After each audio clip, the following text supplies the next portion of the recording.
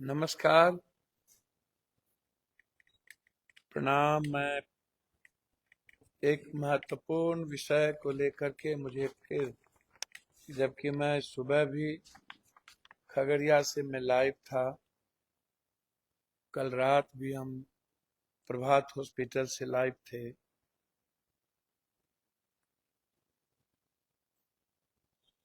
और मुझे लगा कि कुछ जानकारी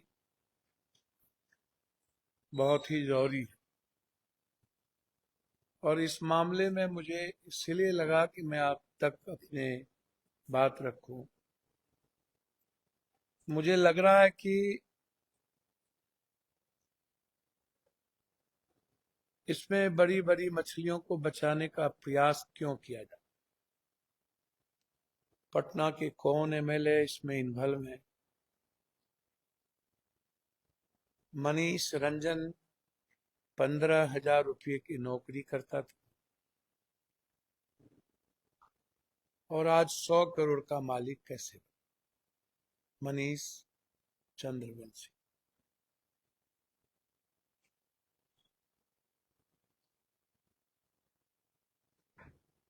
मनीष रंजन का जो हॉस्टल बना, उसका नक्शा किसने पास किया? वह जमीन अवैध कब्जा करके कब रखा था? कैसे अवैध कब्जा किया?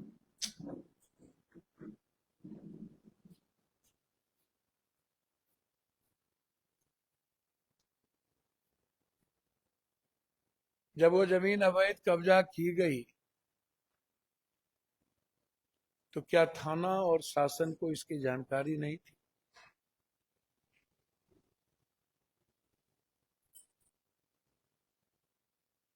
यह एसआईटी जांच जरूर करे कि मनीष रंजन की गिरफ्तारी पहले हुई, छोड़ दिया गया सबूत मिटाने के,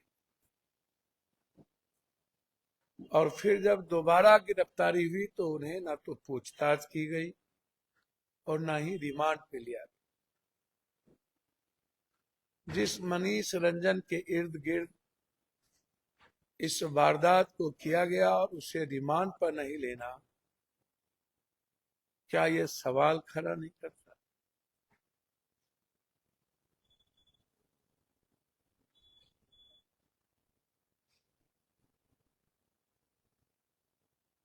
मनीष रंजन कौन है?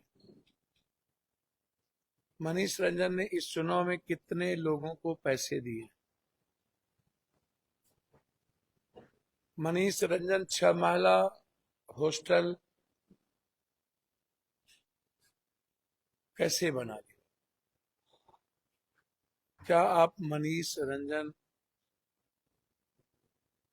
के पेट्रोल पंप से लेकर के मोरिया हॉस्पिटल में उनकी क्या हिस्सेदारी थी, कई हॉस्पिटल में उनकी हिस्सेदारी क्या है, क्या आप उसकी जांच नहीं करेंगे? आखिर पूरी प्रशासन मनीष रंजन के आड़ में किसको किसको बचाना चाहती? यह मेरा सवाल है, और ये सवाल पूरे पटना और पूरे बिहार का है। किन किन नेताओं के साथ उनके रिश्ते हैं, किन किन एमएलए को उसने टिकट दिया, हॉस्टल के मालिक और इनका क्या रिश्ता है, श्रवण अग्रवाल की शादी नीलम से कब हुई, नीलम की पहली शादी क्यों टूटी, नीलम और श्रवण अग्रवाल का रिश्ता गोल के टीचर बिपिन जी से क्या है?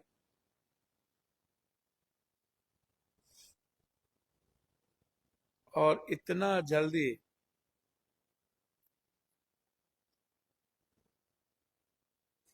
लगभग 16-17 हॉस्टल का निर्माण पटना में मात्र 5 से 6 साल के अंदर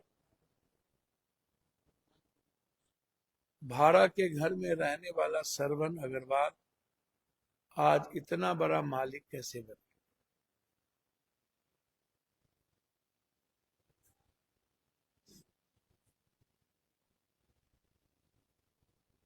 उसके बाद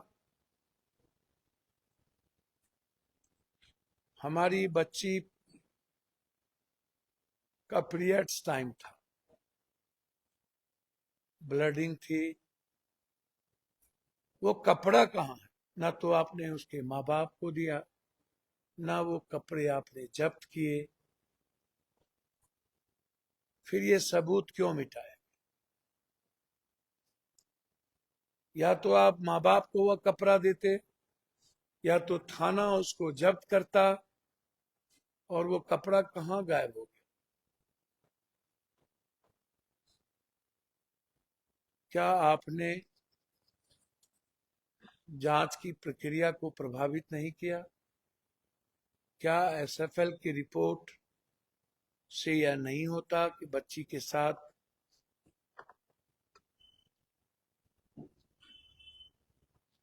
क्या क्या हुए? उसके बाद आपने हॉस्टल को सील नहीं किया।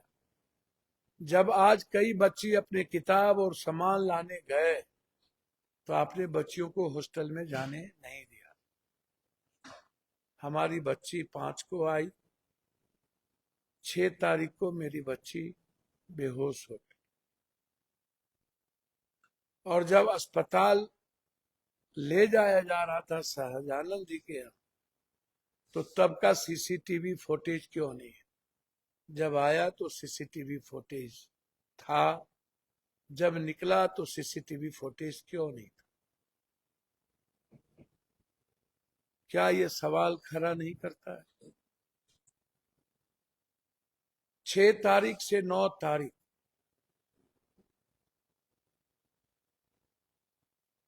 तक एफआईआर नहीं।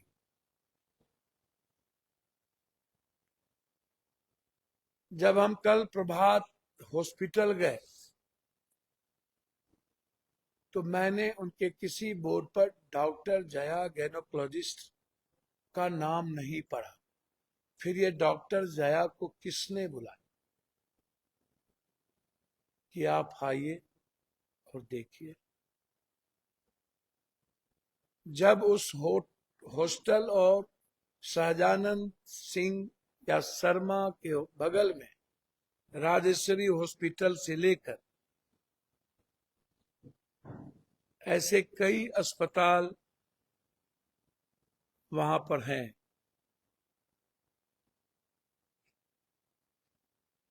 नर्सिंग हॉस्पिटल, तो आप फिर प्रभात जो हार्ट का हॉस्पिटल है वहां बच्ची को क्यों ले? हार्ट के हॉस्पिटल में तो ले जाने का कोई सवाल नहीं था। आप राजेश्वरी नर्सिंग होम में भी आप उसको रख सकते थे। अन्य अगल बगल कई हॉस्पिटल था, फिर आप वहां क्यों नहीं ले गए? और चित्रगुप्त नगर की थाना प्रभारी जो खुद लेडीज है, क्या उसने मेरी बेटी के इंटरनल पार्ट या गर्दन पे या सीने पे या हाथ पे या घुटने पर खरोच नहीं देखा? वह खुद बच्ची को ले जा करके प्रभात हॉस्पिटल गई। तब तक बच्ची हमारी चेतना अवस्था में थी। 9 तारीख तक हमारी बच्ची वेंटिलेटर पर नहीं गई। 6 तारीख से 8 तारीख के बीच में जब बच्ची को ले जाया गया तो फिर फर्द बयान क्यों नहीं करवाया गया? और फर्द बयान जब आप नहीं करवाए तो आपकी मनसा क्या थी? और फर्द बयान नहीं हुआ तो 6 तारीख को एफआईआर लॉन्च क्यों नहीं हुआ? आप 9 तारीख को जाकर के एफआईआर लॉन्च करते हैं। किसके कहने पर आपने एफआईआर लॉन्च नहीं किया?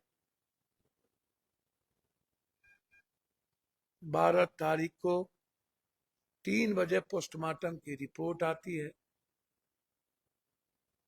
और रात में आप उसके पूरे परिजन पर केस करते हैं। छात्रों पर लाठी चलाते हैं। आप 12 तारीख के रात में परिजन को क्यों नहीं बताया कि आपकी बच्ची के इंटरनल पार्ट सूजी हुई थी, आपकी बच्ची के गर्दन पे खरोंच है, सीने पे खरोंच है, हाथ पे खरोंच है, नख के कई जगहों पे खरोंच है, घुटने छिले हुए हैं, क्यों नहीं बताया? आप 13 तारीख को फिर आपने एएसपी अनुभव ने एक प्रेस कॉन्फ्रेंस किया। उसने कहा कि पहले दिन लड़की की जांच करने वाली स्त्री रोग विशेषज्ञ को यौन उत्पीड़न का कोई सबूत नहीं मिला। ऐसा बयान क्यों? मूत्र परीक्षण, पेशाब के परीक्षण रिपोर्ट से नींद की गोलियां के सेवन का संकेत मिलता है। सीसीटीवी फुटेज में किसी प्रकार की गड़बड़ी नहीं पाई गई। सीसीटीवी उपकरण जब्त कर लिया गया। उसके मोबाइल की इंटरनेट सर्च हिस्ट्री से पता चलता है कि उसने जहर के बारे में सर्च किया था। डॉक्टर के एक पैनल के द्वारा पोस्टमार्टम किया गया है। आंतरिक अंगों को सुरक्षित रख लिया गया। पोस्टमार्टम रिपोर्ट के आधार पर आगे की कार्रवाई की जाए। तो फिर 12 तारीख के उस रिपोर्ट के बाद 13 तारीख को आप फिर वही बयान, एएसपी अनुभव जी, आप किसके दबाव पर या किन कारणों से दिया?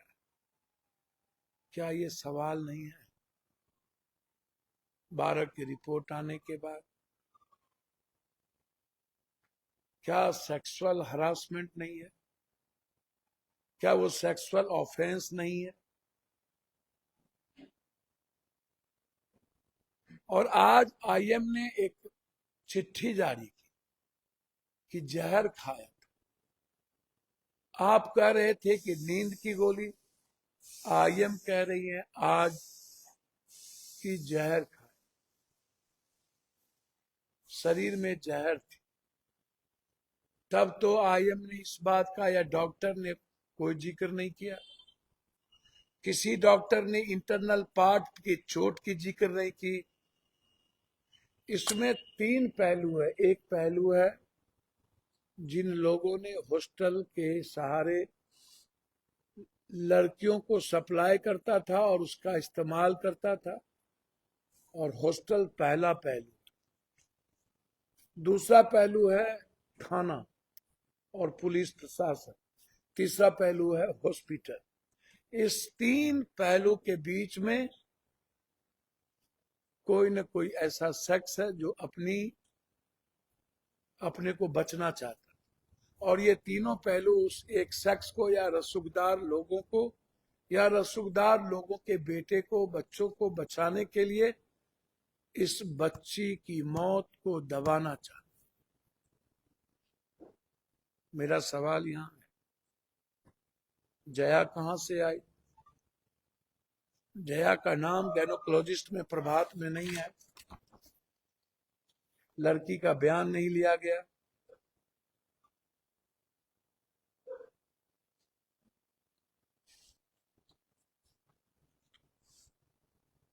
अवैध रूप से जमीन कब्जा करने के बावजूद बिना नक्शा के 6 महला बिल्डिंग बन गई और आप अभी तक उस पर बुलडोजर नहीं चला रहे। अरे सम्राट बाबू, आपकी पुलिस प्रशासन तो आपकी बात मानती ही नहीं।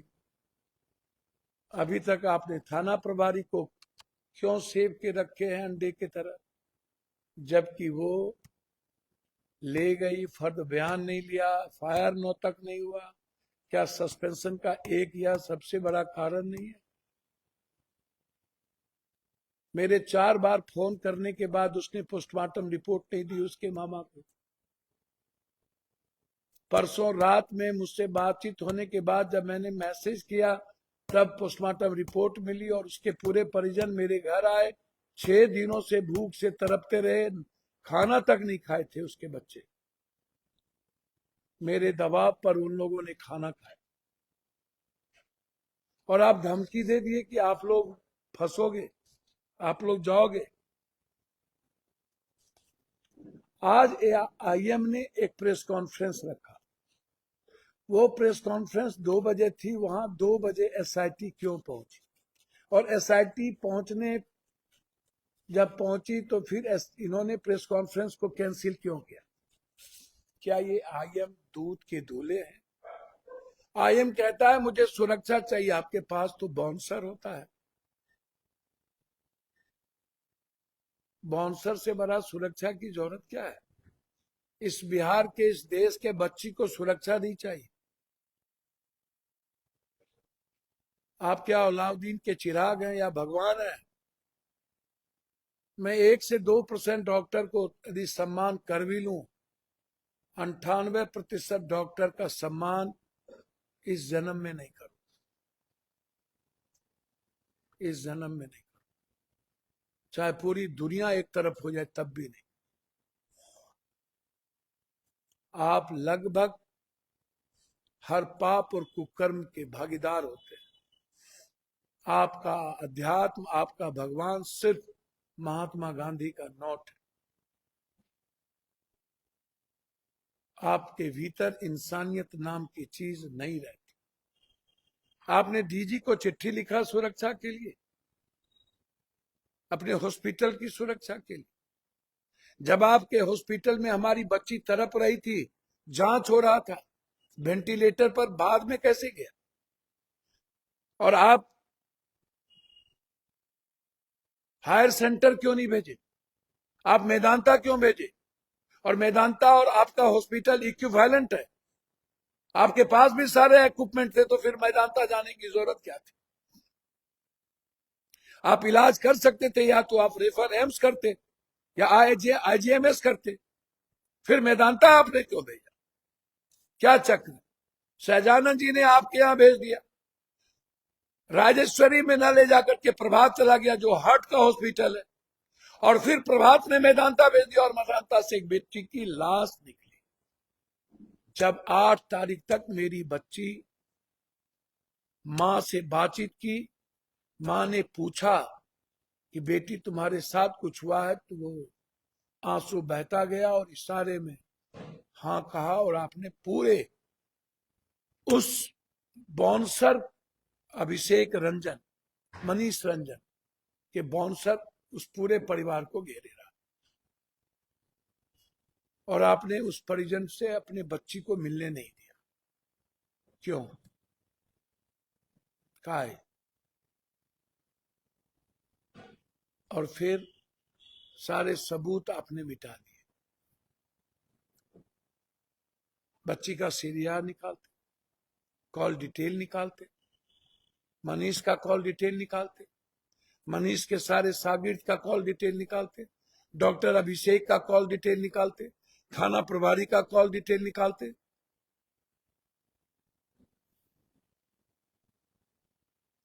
मेरा आग्रह है कि अविलंब उस मकान को बुलडोजर से ढहा जाए। मकान कैसे बनी, उसके लिए आप तुरंत एक्शन लें, कार्रवाई करें। प्रभात हॉस्पिटल पर अविलंब एफआईआर लॉन्च हो। मेदांता में हमारी बच्ची कैसे गई, वेंटिलेटर पर गई कि नहीं गई, और कैसे मर गई, इसकी इंक्वायरी हो। हमारी बच्ची को मारने में हॉस्टल से लेके थाना और थाना से अस्पताल जो लोग इन्वॉल्व हैं, उस पर अभी तक एसआईटी ने कब्जे में क्यों नहीं लिया? और अंशुल अग्रवाल कौन है? जया को किसने बुलाया? एफआईआर दर्ज लेट क्यों हुई?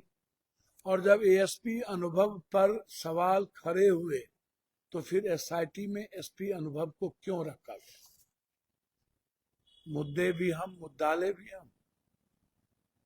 किसी भी परिस्थिति में एसपी अनुभव को, जो 13 तारीख तक लगातार एक ही बयान दे रहे थे, उन्हें एसआईटी में रखने का मतलब है केस को प्रभावित करना। सहजानंद से पूछा जाना चाहिए कि 1.5 घंटे के बाद बच्ची को किन परिस्थिति में भेजा गया, और क्या 1.5 घंटे तक बच्ची का कोई परीक्षण नहीं हुआ। हुआ तो क्या उसने नहीं देखा कि बच्ची के साथ क्या हुआ? तो फिर सहजानंद सिंह या शर्मा ने क्यों नहीं लिखा कि बच्ची के साथ घातक परिस्थितियों पर हमले हुए? सीसीटीवी फुटेज जब आपने कहा कुछ नहीं मिला, तो फिर बच्ची के निकलने वक्त जो ले जा रहे थे वो फुटेज कहाँ? वह रूम सील क्यों नहीं हुआ? अभी तक वह पूरा हॉस्टल सील क्यों नहीं हुआ? क्या कपड़े को हटा दिया गया? सील नहीं किए गए? मनीष जो 3 मर्डर केस के आरोपी थे,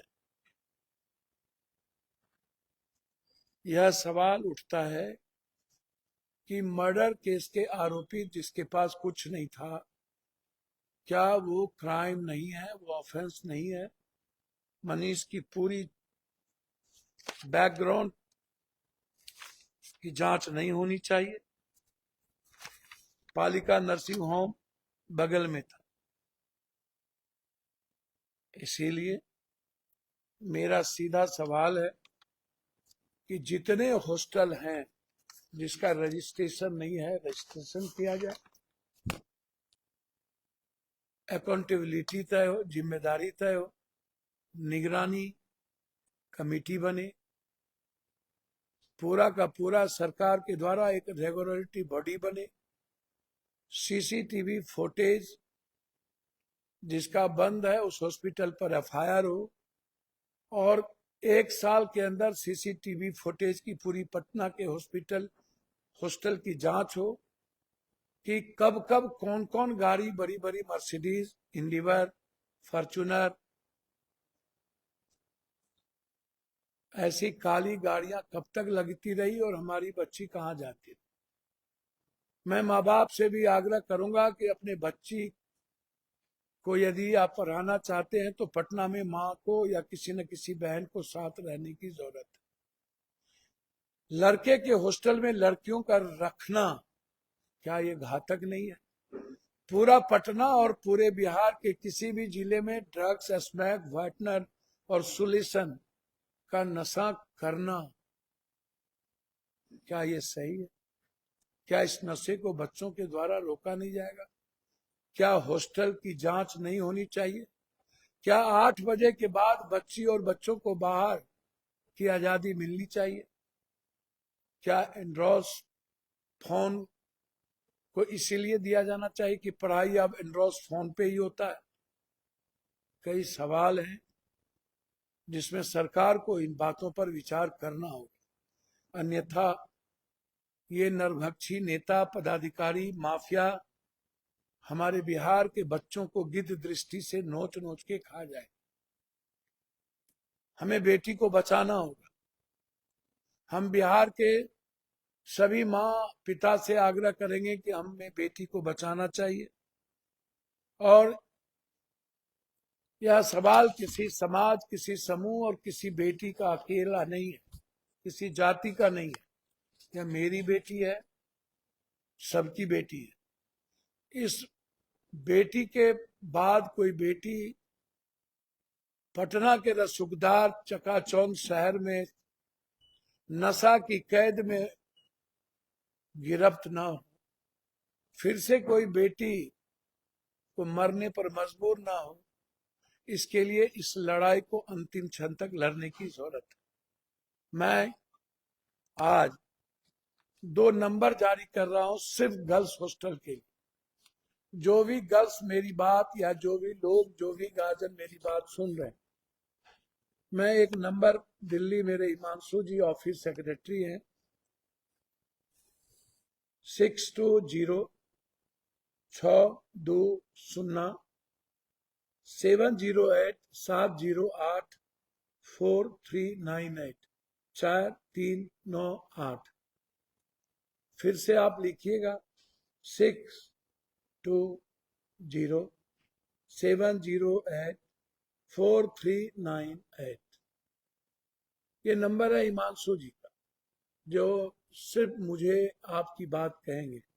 एक नंबर एक शादीशुदा महिला की है, जिसका नंबर है 9534549311 9534549311। ये 2 नंबर है पूरे बिहार के कोई भी गर्ल्स हॉस्टल पर में यदि किसी भी हॉस्टल में किसी बच्ची के साथ शोषण या वो किसी प्रॉब्लम में हो या आर्थिक रूप से जूझ रही हो या किसी भी एजुकेशनल प्रॉब्लम हो, मेरा आपसे आग्रह है कि आप किसी भी कीमत पर इस नंबर पर आप अपनी बात या गलत लोगों की बात कह सकते हैं। आपका नाम कभी उजागर नहीं होगा, आपके नंबर किसी को नहीं दिए जाएंगे। वह कार्रवाई मैं करूंगा हर कीमत पे।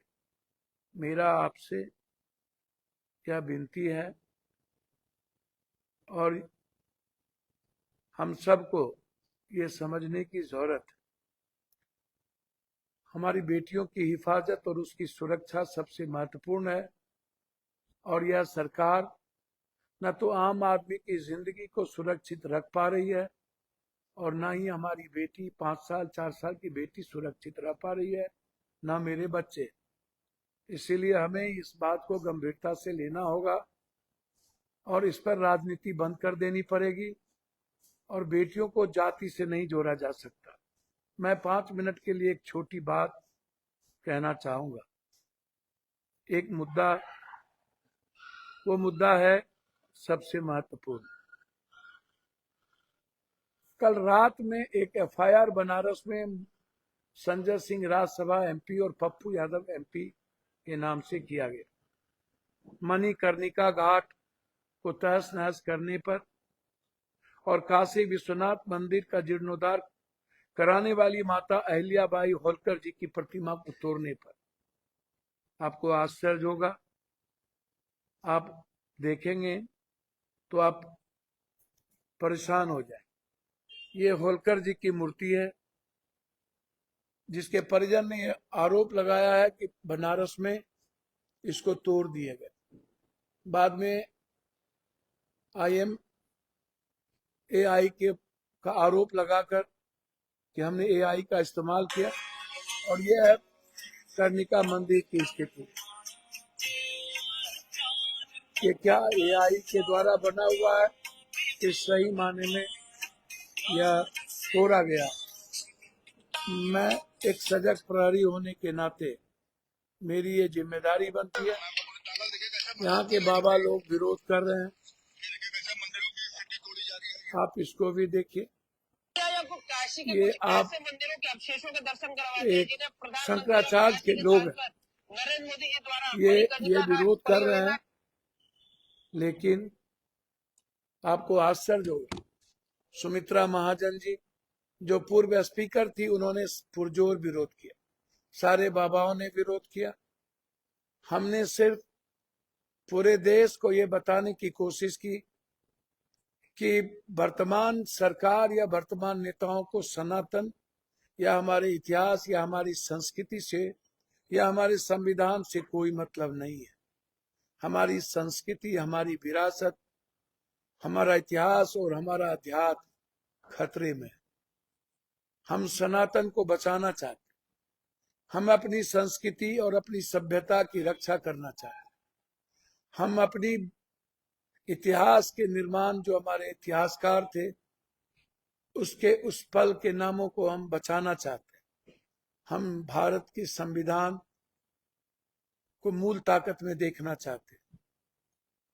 और मैंने यह बात पहले भी कही है, इस देश के संविधान और इस देश की सनातन की संस्कृति जो वसुधैव कुटुंब और जो सर्वधर्म संभाव के लिए बना है, उसके लिए एफआईआर तो छोड़िए, पप्पू यादव जैसे, संजय सिंह जैसे लाखों सनातन को मानने वाले और इस देश की संस्कृति, सभ्यता और अध्यात्म की रक्षा करने वाले को जान देना पड़ेगा तो हम देंगे। हम मरने से नहीं डरते। सनातन के लिए एक बार नहीं कई बार हमें कुर्बानी देनी पड़ेगी तो मैं दूंगा। मैं आपके एफआईआर से जोगी जी नहीं डरता और ना ही मैं आपकी गोली से डरता हूं। मैं बिहार के करोड़ों लोगों के आशीर्वाद से चलता हूं। इसीलिए आप जब जब सनातन पर हमला करेंगे, जब जब मेरे मंदिरों को तोड़ेंगे, जब जब पूंजीपति और उद्योगपतियों के लिए आप सिर्फ मंदिरों को तोड़ेंगे और सनातन को खत्म करेंगे, तो पप्पू यादव वहां खड़ा होगा। आप डराइए नहीं, मैं डरने वाला नहीं हूं। नमस्कार, नमो बुद्धाय, जय भीम।